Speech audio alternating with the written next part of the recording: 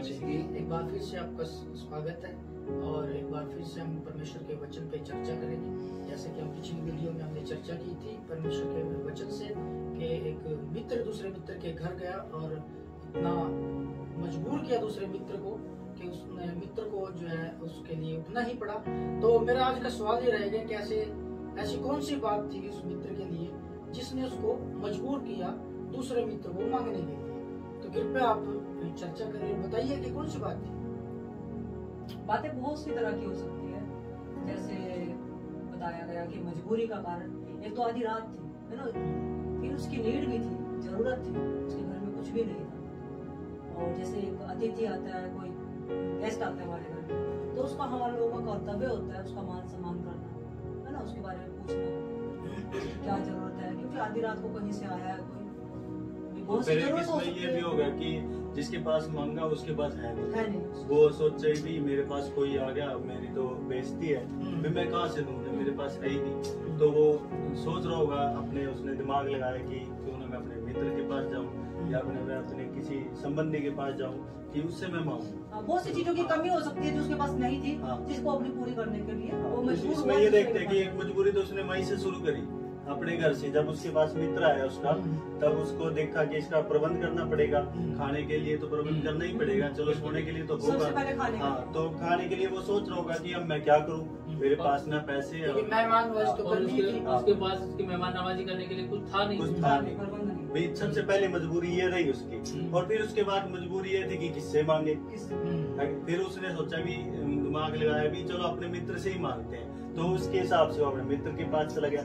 फिर आगे मित्र के पास गया तो मजबूरी एक और खड़ी होगी, रात का समय। अगर मान लो दिन होता तो बंदा सोचता भी भाई चलो मैं दे देता हूँ, तो अगला मित्र भी तो तैयार नहीं है ना देने के लिए। तो पहले उसको एक खटखटा रहा है, उसको उठा रहा है, जोर जोर से आवाजें मार रहा है कि मित्र मित्र मेरी सहायता करो। यानी इसके पास मजबूरियां खड़ी रही और ये सामना करना पड़ा उसे। और ये परेशानी में रहा कि मैं कैसे मांगू अपने मित्र से। और पहली बात तो ये भी खुद शर्मिंदगी महसूस कर रहा था कि मांगू कि नहीं मांगू, पर इसने अपनी लज्जा छोड़कर चलो भी मांगता हूँ क्योंकि मेरे घर में कोई आया है, मैं उसके लिए इंतजाम करूंगा। तो ये उस राह पर चल पड़ा और मांगने के लिए तैयार हो गया। पहली मजबूरी ये। तो जब वो मांगने लगा भाई, जब मांगने के लिए गया तो क्या उसको आसानी से मिला? नहीं मिला। बहुत सी परेशानियों का सामना किया उसने। वही बता रहे ना कि अभी आसानी से नहीं मिला, उसको कुछ भी आसानी से मिला। मतलब ये तो सारी, जैसे कि बताया गया अभी पहले बता रहे हैं आप लोग कि मजबूरी इसकी बहुत सी बातें थी। जैसे आधी रात का समय था, उसके पास खाने के लिए कुछ नहीं था, है ना, मतलब। और जैसे बता रहे हैं कि उसको क्या वो चीज आसानी से मिली, नहीं, उसको कुछ भी आसानी से नहीं मिला। मतलब कि उसको बहुत ही ज्यादा मतलब संघर्ष होने पड़ा, बार बार बोलना पड़ा। खुद तो लज्जित हुआ, सामने वाले को भी लज्जित हुआ, है ना, वो सामने वाला भी लज्जित हुआ। उसने देखा कि भाई बार बार बोल रहा है, बार बार मांग रहा है, लोग आस पास उसके क्या बोलेंगे, क्या सुनेंगे कि ऐसा भाई नींद हो गई जो उठने में नहीं आ रहा। ऐसा वो कौन सा कार्य है जो एक व्यक्ति इसके दरवाजे पे खड़ा हुआ है, उसके लिए दरवाजा भी नहीं खोल रहा। और फिर दूसरा मित्र भी ऐसा है, वो भी तैयार नहीं है अभी मैं दूं या नहीं दूं, क्योंकि पहले उसको तंग किया गया ना, उसे उठाया गया। एकदम तो इंसान उठता नहीं रात को, उसको बहुत तरह से बोलना पड़ता है, आवाजें लगानी पड़ती है, मान लो फोन भी करना पड़ जाता है, कई बार फोन भी ना उठाए तो मतलब बहुत सी दिक्कत आती है एक इंसान को उठाने के लिए। पर अगर जब वो उठ भी जाए तो अगला वो दे या ना दे फिर उसके ऊपर डिपेंड हो जाता है, क्योंकि उसकी भी एक मजबूरी है। अभी आप आधी रात को आया, मान लो रात का समय है, वो कह भी रहा है वचन में भी मैं सो रहा हूँ, मुझे दुख ना दे, मैं अपने बच्चों के साथ ये लगा ले कि बच्चों के साथ वाइफ भी आ जाती है, तो इसमें आप जो छोटे बच्चे हैं तो एकदम कि उस परिस्थिति में उठना थोड़ा मुश्किल भी हो सकता है। ये भी उसके लिए, क्यों वो देने वाले के लिए अड़चन थी, तो देने वाला भी सोच रहा था कि मैं कैसे करूं, तो बिस्तर से आवाज लगा रहा भाई है नहीं, आप और कहीं मतलब आसानी से नहीं भाई वो देने वाला सोच रहा था। पर फिर भी उसने मांगना नहीं छोड़ा, बार बार मांगा उसने। उसने समय भी देखा कितना समय है भाई, अगर जितने समय में अगर मैं मांगता हूँ जब बोलता हूँ उसे कभी पड़ोसी न उठ जाए, उसे सारी चीजों छोड़ के उसने अपने मित्र से मांगना नहीं छोड़ा और बोलना नहीं छोड़ा। और जैसे भाई साहब ने पूछा भी क्या मजबूरी थी, उसकी तो मजबूरी है कि उसके मित्र के लिए उसे खाने का इंतजाम करना था, भी रोटी का इंतजाम करना था, पर देने वाले के लिए तो कोई मजबूरी नहीं थी ना। वो क्यों इतना टेंशन ले भी मुझे देना है, भाई मैं अपने इस मित्र के लिए क्यों खड़ा हूँ, बस एक रिश्ता था दोस्त का, इसलिए वो उसके पास आया। पर हार कर भाई उस दोस्त जिसको देना था वो भी मतलब बस बिस्तर से पड़ा पड़ा बोल रहा है, और उसने बोला कि मैं नहीं दे सकता, आप और कहीं देख ले। तो वो मित्र भी सोच रहा है क्या करूँ, बहुत से बहानेबाजी लगाई उस मित्र ने, देने वाले मित्र ने। और एक सच्चे मित्र की पहचान दुख के समय होती है। दुख के समय में जो साथ खड़ा होता है वही सच्चा मित्र माना जाता है। बिल्कुल सही। परेशानियों के समय में अगर जो हमारा साथ नहीं दे रहा और हमारे वैसे बनता है मित्र, और परेशानी के समय में हमारे साथ ना हो और दूसरा व्यक्ति आकर हमारी मदद करके चला जाए, तो सच्चा मित्र वही है, जैसे हम वचन में भी देखते हैं। पर अभी ये देखना है ना, अभी उम्मीद तो इसी से है ना। हाँ। अभी और कोई उम्मीद नहीं है। आपको कहाँ जाएगा, आधी रात को कहाँ जाएगा, उसे इस रात में तो वही दिख रहा है, वही दिखे तो दूसरे के पास जो नजदीक भी होगा या उसके रिलेटिव में ज्यादा होगा तो उसी से तो मांग सकता है। अब वो देने में आनाकानी कर रहा है या वो मना कर रहा है कि नहीं है भाई अभी नहीं है, या अभी आप थोड़ा रुको। पर जैसे इसने लज्जा छोड़ दी, मांगता रहा, वो भी एक तरह से उसने भी लज्जा ही छोड़ दी थी भी मैं नहीं देता, एक तरह से भी वो भी लज्जा में था भी मैं नहीं दे रहा यार, तू जा, मेरे को परेशान न कर भाई, मेरे बस का नहीं है। पर जब ये मांगता रहा, जबकि उसको बता दिया गया कि मेरे पास उसके आगे रखने के लिए कुछ भी नहीं है। उसकी मजबूरी जैसे वचन बता रहा है कि उसने उसको स्पष्ट रीति से बताया कि मेरे पास कुछ भी नहीं है, कुछ तो दीजिए, तीन रोटी दीजिए मुझे, है ना। उसकी जरूरत है रोटी के लिए, कभी अतिथि सत्कार करना है तो फिर भोजन का प्रबंध तो करना पड़ेगा।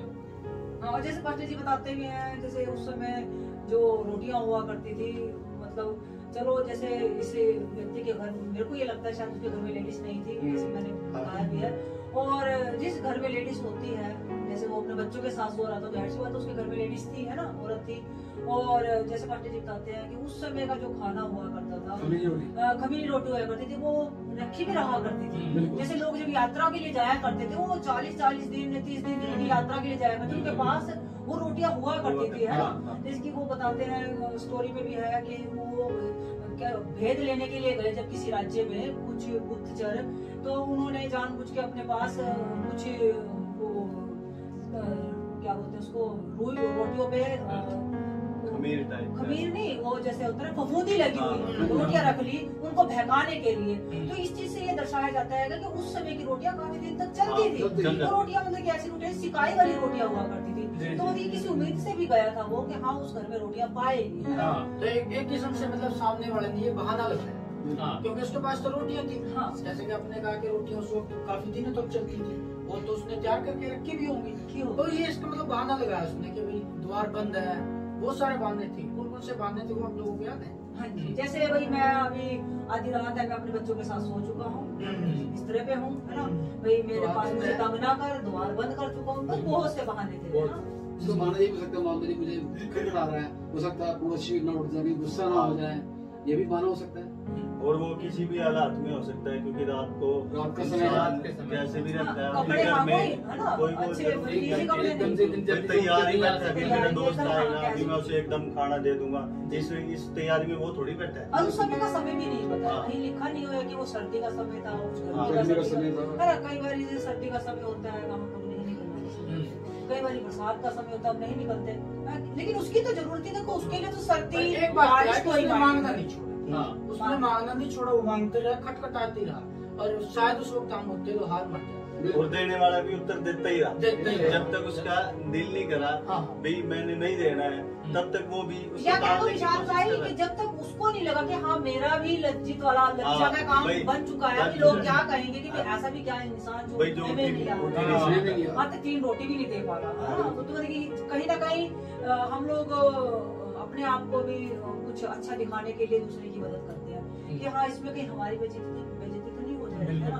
कई बार जैसे मेरे को लगता है शायद ये भी कारण होता है कि उसको खुद को भी लगा कि हाँ ये तो मेरी बेइज्जती हो रही है, बार बार कोई मनुष्य आपके दरवाजे पे आके खटखटा रहा है और आप खोल नहीं रहे हो, पूछ भी नहीं रहे हो उसको, तो कहीं ना कहीं उसकी भी बेइज्जती का कारण है। और इसमें हम ये भी देखते हैं कि जैसे इसने आपस में मांगना लज्जा छोड़कर भाई लज्जा के साथ लग ही रहा भाई, अब तो जो होगा देखा जाएगा, चाहे इसमें मेरी इज्जत हो या बेइज्जती हो या मैं रहूं या ना रहूं, पर उसके लिए लेके ही जाना है। तो वैसे हम इसमें ये भी देख सकते हैं कि हम अपने परमेश्वर से क्या इस तरह से करते हैं काम, या प्रार्थना करते हैं इस विश्वास से या इस भाव से हम परमेश्वर से कह सकते हैं कि परमेश्वर बस आप तो आपसे लेना ही है, प्रार्थना करके भी मेरा ये काम होना ही होगा भी। आप चाहे जैसे मर्जी, जैसे पास्टर जी करते हैं भी, चाहे प्रार्थना आपको उल्टे ऊपर पैर करके नीचे सिर करके प्रार्थना पूरी करवानी हो करवाओ, या उपवास करके करवानी हो पूरी करवाओ, तो एक मतलब परमेश्वर के साथ जीत भी हो जाती है अभी। परमेश्वर अगर मान लो पड़ोसी या रिश्तेदार टोकते रहे भी ये तुम्हारा काम बन ही नहीं रहा या तुम्हारे साथ हो ही नहीं रहा, नहीं तुम्हारे बस का नहीं है, तुम रहने दो, एक तरह से हमारी बेइज्जती करते हैं भी, हमारी इज्जत नहीं मानना। उस बेइज्जती से बचने के लिए बंदा कुछ ना कुछ करता ही है, तो भाई मुझे किसी भी तरह से परमेश्वर को मनाना है। हाँ, तो इसी तरह से हम वैसे परमेश्वर के आगे जा सकते हैं कि परमेश्वर अब तो देखो इज्जत भी तू है हमारी, बेइज्जती भी तू है, तो तू ही करेगा। तो हम इसमें यही चीज देख रहे हैं ना कि देने वाला, और इसमें एक ये बात देख रहे हैं कि जिस मित्र के लिए वो इंतजाम करना चाह रहा था वो अपना आराम से बैठा है, वो सोच रहा है कि मेरा मित्र आएगा मुझे खाना लेके आएगा या मेरी जरूरत पूरी पर करेगा, पर उसको नहीं पता कि वहाँ पर क्या कार्य चल रहा है, कितना संघर्ष चल रहा है। देखो जैसे कि पहले पूछा गया मैं मजबूरी क्या थी, मजबूरी तो देखो तीनों आधी तीनों व्यक्तियों की मजबूरी। आया है एक यात्री आधी रात को, उसके पास कोई ठिकाना नहीं, वो अपने मित्र के पास है, उसकी मजबूरी उस व्यक्ति की भी थी जिसके पास खाने के लिए नहीं था, वो मजबूरी दिखाने के लिए दूसरे अपने मित्र के पास गया है ना। और मजबूरी उसकी भी थी जो कि अपने बच्चों के साथ सो चुका था, मजबूरी उसकी भी थी। जैसे कि भाई ने पिछली वीडियो में बताया गया कि 3 कारण, यहाँ पर भी 3 कारण दर्शाए गए है ना, लेकिन मजबूरी तीनों की थी और तीनों की जन्म मजबूरी थी, क्योंकि ऐसा कुछ नहीं है कि किसी की कम थी या किसी की ज्यादा थी, वो व्यक्ति भी सो चुका था। अच्छा, इसमें हम ये भी देखते हैं कि जो मित्र रुका हुआ है जिसके लिए खाने का इंतजाम हो रहा है उसकी मजबूरी थी, उसके लिए तो जो मित्र खाने का इंतजाम कर रहा है उसने तो उसकी सुन ली, उसको अपने घर में रख लिया, उसके लिए आप वो रोटी का इंतजाम कर, उसकी तो मतलब पहली बारी भी सुनेगी, पर जब जो रोटी का इंतजाम करने जा रहा है उसकी तो कितनी अड़चने आ रही है, उसकी मतलब उसकी बात में कितनी अड़चन आ रही है या उस बात को पूरा करने में कितना समय लग रहा है। देखो विशाल भाई, मैं कहती हूँ जैसे उस समय का जो समय था ना, उस समय कोई फोन वगैरह नहीं था। अगर मैं कहती हूँ, मेरी एक सोच है कि आज के समय में जैसे अगर आपको कोई फोन करे आधी रात को कि मैं इस फलानी गाड़ी से आ रहा हूँ, फलानी बस से आ रहा हूँ और मैं आपके घर रुकना चाहता हूँ, शायद हम लोग बहुत हमारे पास, लेकिन अगर कोई हमारे घर पे आके ही खड़ा हो जाता है और वो हमें देख लेता है तो देखो हमारे पास कोई बहाना नहीं, इसलिए उस दूसरे मित्र के पास कोई बहाना नहीं था, वो अचानक आया उसके घर में, उसको रुकना पड़ा, लेकिन उसका प्रबंध करना उसका उसकी जिम्मेवारी है ना। वो उसके पास गया, अगले वाला कितना उसके एक्सक्यूज दिखा रहा है, उसको कितना बहाना लगा रहा है, कितना मतलब की टाल है ना, वो एक बंद कमरे में है वो। लेकिन ये है कि मजबूरी उसने भी उसकी सुनी है ना। लेकिन ये है कि जैसे कि भाई बोल रहा था कि हम लोगों का मांगना कैसा किस तरीके का है और बार बार फोर्स करना, और जैसे कि हमारे परमेश्वर से भी हम प्रार्थना बहुत करते हैं ना, ये प्रार्थना ही है जैसे कि है ना पूरा वचन बताता है कि आप प्रार्थना किस तरीके से कर सकते हो, मतलब कि हम लोग अपनी रिक्वेस्ट, अपनी गुजारिश, अपनी अरदास, अपनी फरियाद अपने परमेश्वर के सामने किस तरह से रख सकते हैं और किस तरह से मजबूरी में रख सकते हैं। कई बार हम जैसे परमेश्वर के सामने जो प्रार्थना विषय रखते हैं वो हमारे एकदम नीडी नहीं होते, वो ये नहीं है कि तुरंत ही आज ही परमेश्वर हमारे प्रार्थना पूरा करते हैं। प्रार्थना विषय हम कई बार कई तरीके से रखते हैं, जैसे मकान बनाना है या कुछ करना है, बच्चों की शादी करनी है, तो पहले भविष्य के बारे में हम प्रार्थना करते हैं, लेकिन उस व्यक्ति की जरूरत जो थी वो उसी समय की थी, उसे अगर उस समय उसे ना दिया जाता तो क्या करता रात के समय। मतलब इस बात को हम ऐसे रख सकते हैं, इस तरीके से जोड़ सकते हैं कि जिस तरह से उसकी मजबूरी थी उसने मित्र की मजबूरी को पूरा किया दूसरे मित्र के घर जाकर के, तो ऐसे हमें भी कुछ लोग ऐसे हैं, कुछ विश्वासी ऐसे हैं जो चर्च में जाते हैं तुरंत चंगाई पाना सोचते हैं, और जैसे इस मित्र की तरह कईयों को मिल भी जाती है, जैसे इसके लिए इंतजाम हो गया, तेरे लिए ठहरने का स्थान मिल गया, वो रुक गया, अब खाने का भी उसके लिए इंतजाम हो ही जाएगा, क्योंकि दूसरा मित्र उसके लिए जा रहा है कि वो कोशिश कर रहा है, वो लग रहा है भाई मेरे मित्र के लिए इंतजाम। जैसे नया विश्वासी आता है उसका एकदम कार्य बन जाता है, कईयों का एकदम कार्य वो इसलिए बन जाता है जैसे वो एक यात्री की तरह होता है और वहाँ आने का उसको विश्वास है मैं वहाँ जाऊंगा तो मुझे ठहरने की जगह मिल जाएगी, लेकिन जो उसके लिए मेहनत करेगा उसके बारे में उसे नहीं पता। एक नया व्यक्ति आता है चर्च में विश्वास के साथ, तो उसके लिए जो परमेश्वर के दास होते हैं, जो विश्वासी लोग होते हैं, वो उनके लिए मेहनत करते हैं, वो रात दिन अपना प्रार्थना में समय बिताते हैं, परमेश्वर से रिक्वेस्ट करते हैं उसकी जरूरत को पूरा करने के लिए। वो नहीं जानते कि उन्होंने कितनी मेहनत की है। जैसे उस यात्री मित्र को ये लगा सकते हैं ना, हम ये देखते हैं कि जैसे मान लो 2 विश्वासी इकट्ठे आए, ठीक है ना, एक विश्वासी को कैंसर है एक विश्वासी को कैंसर है मान लो 1st स्टेज का, और एक विश्वासी को कैंसर है 4th स्टेज का, तो फर्स्ट वाला जल्दी ठीक होगा ना। तो मान लो फर्स्ट वाले के लिए पहले इंतजाम हो गया, वो जल्दी ठीक हो गया। अब जो दूसरा है 4th स्टेज वाला, वो सोचता है कि मेरा भी ऐसी जल्दी हो इंतजाम, पर उसको नहीं पता ना इसके लिए प्रार्थना ज्यादा लगेगी, इसके लिए मेहनत ज्यादा लगेगी। भाई एक बात, सॉरी मैं आपकी बात काटती हूँ, जैसे कि तसीम भाई ने बोला कि एक है यात्री, उसने आना और जाना है, उसका कोई मतलब रिलेशन नहीं है, संबंध नहीं है, लेकिन एक है वो पड़ोसी है, वो उसकी नजदीकी में रहता है, जानता है ना। मतलब कि आप एक का क्या है, कई बार ऐसा होता है कि जो तुरंत चंगाई पा लेता है उसका आना और जाना ही है और कुछ नहीं है। लेकिन एक होता है जो रहने वाले होते हैं, जो टिके रहने वाले होते हैं, है ना, जिसका वहाँ पर रहना होता है, आना जाना होता है, लगातार कांटेक्ट में रहता है। लेकिन ये है कि जिसकी आवश्यकता के अनुसार, जिसकी जितनी जरूरत है। एक होता है जिसने मतलब कि अभी आया, उसे चंगाई पाई, वापस उसको उससे कोई मतलब नहीं है ना। लेकिन एक होता है जिसकी जितनी जरूरत है, अब जरूरत हमारी भाई कभी पूरी नहीं होती, वो हमारे दिन प्रतिदिन बढ़ती रहती है। तो उसने बोला उसकी जरूरत के अनुसार, आवश्यकता के अनुसार, बल्कि हमारी जितनी भी होएगी सारी पूरी होएगी, नजदीकी में रहते हुए, साथ में रहते हुए, है ना। तो हमें यात्री नहीं बनना कि आए और चंगाई ली और चले गए, हमें नजदीकी में रहना है, सारी जरूरतें पूरी करना है। हम मसीह मुसाफिर हमें एक यात्रा की तरह अपने उसके साथ ही रहना है, मसीह में रहते रहते हुए, और तभी तो जाके हमारे कार्य पूरे होंगे। पर हम उसके साथ कैसे करेंगे भाई, यात्रा में रहते हुए भी उससे मांगेंगे कि नहीं, रास्ते में मान लो किसी चीज की जरूरत पड़ेगी तो परमेश्वर से कहेंगे तभी तो होगा ना। अगर हम सोचे नहीं हम अपने आप कर लेंगे या अपने दोस्त से कर लेंगे या किसी से क्या कर लेंगे, फिर उस बात का प्रभाव नहीं पड़ेगा, क्योंकि हम मांगेंगे नहीं तो कैसे होगा, तो हम दोस्तों पे डिपेंड हो जाएंगे। एक बात और भी है इसमें, जैसे मैं देखती हूँ, जो इसमें कहीं बताया गया, जैसे हम लोग अपना ही सोच रहे हैं, उसके पास रोटियां भी थी और उसके पास कोई बच्चे थे, जाहिर सी बात है उसके पास बीवी भी थी, है ना, इसमें दिखाया गया। लेकिन जो यात्री जो आया है, मित्र आया, यात्री मित्र आया है, वो उसके घर आया है ना। लेकिन मैं कहती हूँ कि उसको क्या, उस यात्री मित्र को नहीं पता था कि इसके पास खाने का कहाँ से इंतजाम होगा, बल्कि वो क्या सोच के आ गया कि हाँ भाई मुझे यहाँ पर रुकना है और मेरी सारी जिंदगी पूरी हो जाएगी। क्या सोच सामने आती है कि आधी रात के समय तो सब तो वही मित्र उसके नजदीक, वो रात को कहाँ जाएगा, ये सोच के नहीं जाता है कि मुझे हो सकता है काफी सालों बाद उसके साथ मिला हो, ये भी हो सकता है काफी सालों बाद वो मिला हो अपने मित्र से, उसके बारे में, उसकी परिस्थिति के बारे में उसको नहीं पता होगा, उसको नहीं पता होगा कि शायद उसकी शादी हुई है कि नहीं, किसी विश्वास से, या वो कैसी परिस्थिति में जी रहा है, या उसके पास है कि नहीं, या उसकी आर्थिक स्थिति कमजोर है या ज्यादा है, तो उसको इस बात का नहीं पता। उसको तो है कि मुझे रात काटनी है, जैसे उसको नहीं पता था कि उसकी मतलब उसके घर में क्या प्रबंध होगा या नहीं होगा। लेकिन जो जैसे कि पीछे मैंने बताया है ना, बोला गया है कि जो नजदीकी में रहते हैं, लेकिन जो दूसरा मित्र था उसको पता था कि मेरे तीसरे मित्र के पास हर चीज का प्रबंध, इसलिए हो गया है ना। यही होता है नजदीकी में, अगर नजदीकी में रहते हैं तो हमें उसका पता होता है कि यहाँ से मेरी हर एक जरूरत पूरी होगी। अचानक आए व्यक्ति को नहीं पता, उसने तो डिमांड भी नहीं की, कोई डिमांड कहा भी नहीं कि मुझे रोटी दो या कुछ चाहिए, वो तो गया मित्र के पास गया और बैठा। लेकिन जिसके घर गया उसने उसकी मजबूरी को समझा, उसने उसकी जरूरत को समझा, मजबूरी नहीं कहेंगे, जरूरत को समझा। आधी रात को आया और इसको कुछ ना कुछ तो देना ही।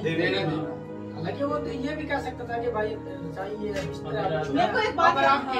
मुझे एक बात याद आई, जैसे कि भले ही उसने लेट समझा लेकिन समझा।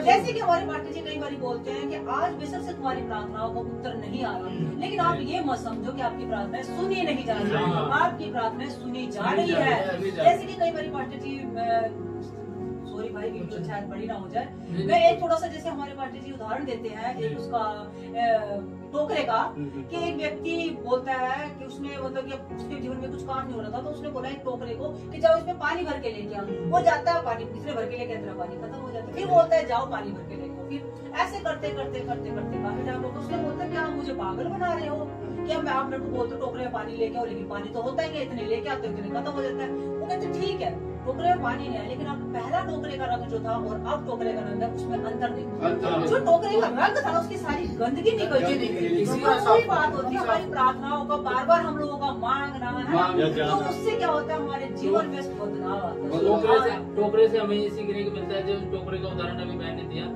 उसे ये सीखने को मिलता है कि एक विश्वासी अगर बार बार परमेश्वर के साथ प्रार्थना में अपना जीवन बिताता है, तो जो उसका जीवन होता है उसमें सुधार आता है, उसके चाल चलन में, उसके बातचीत करने में, इन सारी चीजों में सुधार आता है। और ये सब प्रार्थना से होता है, बार बार प्रार्थना करने से। हाँ, बेशक से उसकी वो जरूरत पूरी नहीं हो रही, पानी लेके आना चाह रहा था, वो बेशक से पानी नहीं लेके आना पा रहा, लेकिन उसका जो जीवन है उसमें तो सुधार है। जैसे कहते हैं जैसी आपकी संगत वैसी आपकी रंग, है ना, ऐसा बोलते हैं ना भाई, जिसके साथ आप जितना समय बिताओगे आपका चाल चलन आचरण विचरण रहन सहन सब उसकी तरह हो जाएगा।